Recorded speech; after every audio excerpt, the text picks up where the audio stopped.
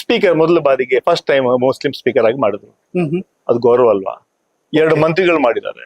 ನಂಗೆ chief whip ಮಾಡಿದ್ದು, political secretary ಮಾಡಿದ್ದು, 22-23 ಜನ cabinet rank, state rank, board and corporation ಮಾಡಿದ್ದಾರೆ.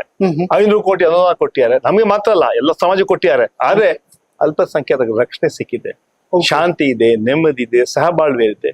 ಸನ್ಮಾನ್ಯ ಸಿದ್ದರಾಮಯ್ಯ ನಾಯಕತ್ವದಲ್ಲಿ ಡಿ ಕೆ ಶಿವಕುಮಾರ್ ನಾಯಕ ನಮ್ಮ ಸರ್ಕಾರ ಪ್ರಾಮಾಣಿಕವಾಗಿ ಜನಸೇವೆ ಮಾಡ್ತಾ ಇದ್ದೀವಿ. ಅಲ್ಪಸಂಖ್ಯಾತರು ಒಂದು ಬಹಳ ಸಂತೋಷದಲ್ಲಿದ್ದಾರೆ. 5 ಗ್ಯಾರಂಟಿಗಳು ಕೊಟ್ಟಿದ್ದೀವಿ.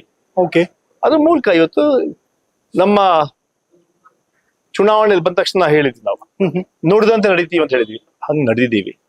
ಸರ್ವರಿಗೂ ಸಮಪಾಲು, ಸರ್ವರಿಗೂ ಸಮಪಾಲು ನಮ್ಮ ಸಂಕಲ್ಪ.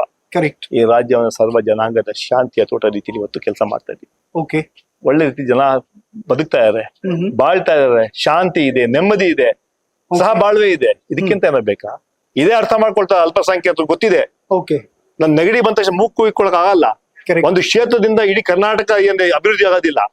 ಅಲ್ಪಸಂಖ್ಯಾತರು ಗೊತ್ತಿದೆ ಯಾವ ರೀತಿಯಲ್ಲಿ ಯಾವ ಸಂದರ್ಭದಲ್ಲಿ ನಮ್ಗೆ ಜನ ಅಧಿಕಾರ ಕೊಟ್ರು. ಅಲ್ಪಸಂಖ್ಯಾತರು ನಮ್ಗೆ ಅಧಿಕಾರ ಕೊಟ್ಟಿದ್ದಾರೆ. 133 ಸೀಟ್ ನಾವು ಗೆದ್ದಿದ್ದೀವಿ.